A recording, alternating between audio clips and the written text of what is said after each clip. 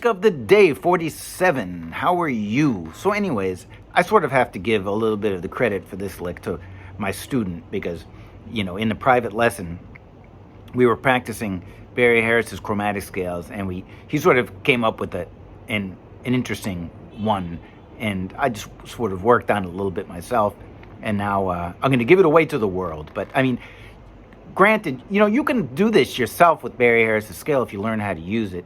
And I'm going to do a complete lesson coming up on that, like a series of them, because it's really fun and cool, and really adds a lot of sort of jazz vocabulary to your playing. So, you know, stay tuned for that. It's coming up. I've been working on it.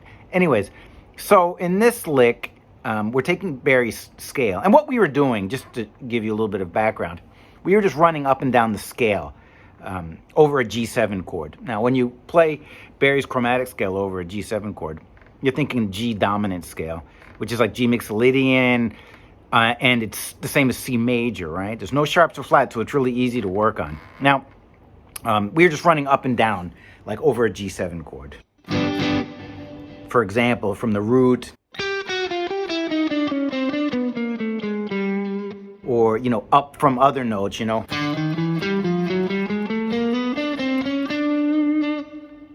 And we're just like doing them randomly, you know, starting on every note in the scale.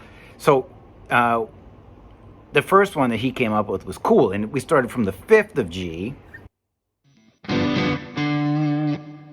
Now, if you remember how Barry Harris's chromatic scale works, what happens is if you have a whole step between any two notes, you put a chromatic note in between. And if you have a half step, like the next one is F, so you got to jump to the note above it and then back to it.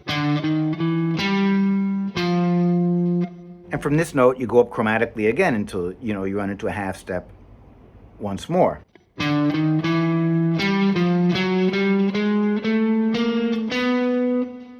B and C, there's a half step, so you got to go to the note above it.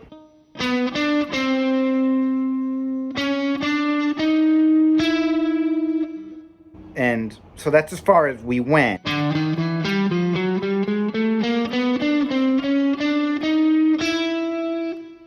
Now, if we know that the diatonic chords in this scale, you know, it's C major, right? So it's C major, C major 7, D minor 7, E minor 7, F major 7, G7, obviously, because we're playing over G7, A minor 7, and then B minor 7 flat 5.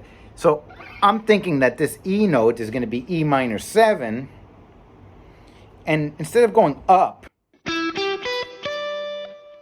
I'm doing what we call a pivot and playing the E here, and then playing the other notes an octave below it.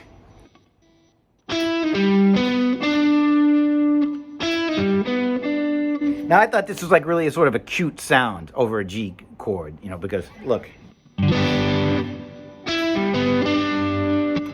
That E minor 7 arpeggio gives us the sound of like a G6, which is cute. It's like a cute sound, right? So this is how that lick goes.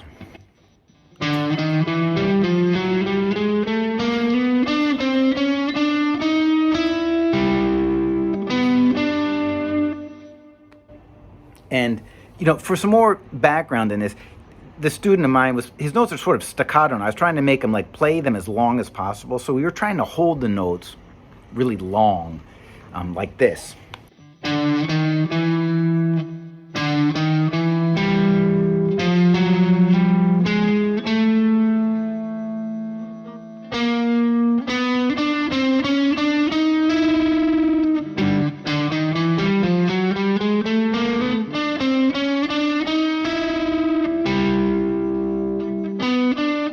So even with that E arpeggio, because you end on your first finger, which creates a problem.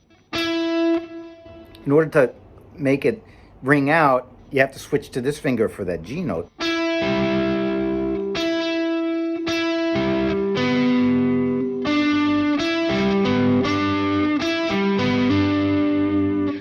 Right, so that was sort of like the vibe of this lick. Now, I do it in the beginning, right on the first beat of the first chord, right? So it's one if we do a turnaround, right?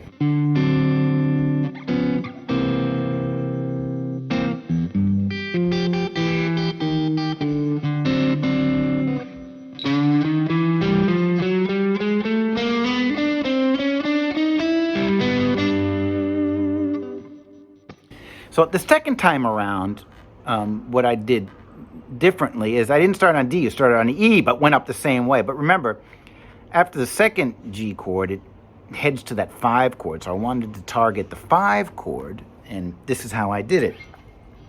Remember, starting from E, you got that half step right there.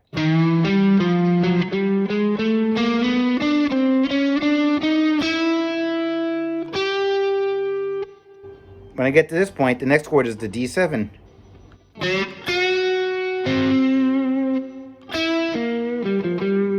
So once more.